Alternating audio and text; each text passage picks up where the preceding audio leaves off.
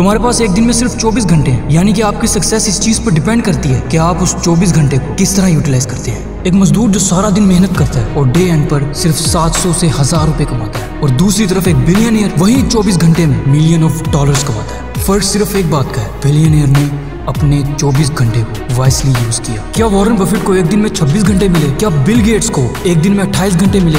क्या Jeff Bezos को एक दिन में 30 घंटे मिले? क्या एलोन मस्क को एक दिन में 29 घंटे मिले? उन्हें भी एक दिन में 24 घंटे ही मिलते हैं, लेकिन वो जानते हैं कि अपना वक्त, अपना टाइम किस तरह यूटिलाइज करना है, जिसकी वजह से आज वो बिलियनियर्स है और हम वहीं के वहीं। जब हम सुबह 10 बजे उठते हैं तो बिलियनियर्स अपना आधे से ज्यादा काम कंप्लीट कर चुके होते हैं। हम टाइम देकर पैसा कमाते हैं और बिलियनियर्स वही टाइम स्किल डेवलप करने में लगाते हैं। जो लोग अपने वक्त की कदर करते हैं, फिर बाद में दुनिया उन लोगों की कदर करती है। और आज खुद से वादा करो कि आज के बाद किसी भी फालतू कामों में अपना टाइम वेस्ट नहीं करोगे और अपना टाइम अच्छी तरह से यूटिलाइज करोगे, ताकि कल तुम्हारा नाम भी दुनिया के सक्सेसफुल लोगों में हो।